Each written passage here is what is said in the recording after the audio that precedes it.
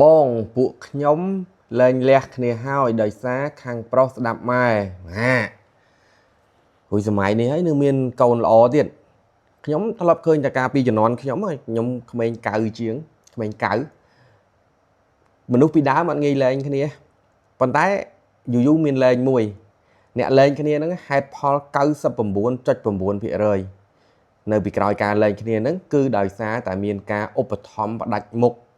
អំពីសំណាក់ម្ដាយក្មេកនិងការចូលរួមសហការធំពីសំណាក់បងប្អូនស្រីថ្លៃភាគច្រើនហេតុផល 99.9 ហ្នឹងគឺបានមកពីអ្នកទាំងអស់គ្នាហ្នឹងបានប្តីប្រពន្ធលែងគ្នាធ្លាប់ឃើញគេលែងគ្នាដែរមានកូនពីរហើយរួចលែងគ្នាទៅកាលខ្ញុំនៅតូចហ្នឹងឃើញអីពូហ្នឹងរួចឃើញទៅយកប្រពន្ធថ្មីទៅគ្មាន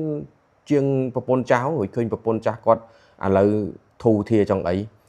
ខ្ញុំឆ្ងល់អាក្មេងៗស្រឡាញ់គ្នារួចចាស់ហ្នឹងគូ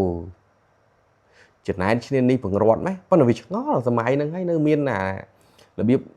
នំមិនធំជាងនេះរបៀបកូនល្អអញ្ចឹងទៀតខ្ញុំធ្លាប់តែឃើញតំណើបមិត្តភក្តិខ្ញុំមកវានិយាយទូរស័ព្ទមួយម៉ែវាហ្នឹងអូនិយាយជាងសង្សារទៀតប៉ុន្តែនិយាយធម្មតាទេប៉ុន្តែដល់ថ្នាក់កូនស្ដាប់ម៉ែចេះទៀតដូចវាលើសសម័យ2026ហើ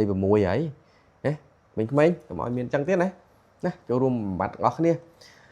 គឺអនាគតយើងរើសខ្លួនឯងផ្លូវទៅខាងមុខយើងដើរខ្លួនឯងកុំរឿងហ្នឹងកុំរំខានដល់គាត់កុំឲ្យគាត់គិតជួសយើងទៀតគាត់ចិញ្ចឹមយើងហត់ហើយកុំឲ្យគាត់គិតជួសយើងទៀតអូខេអរគុណ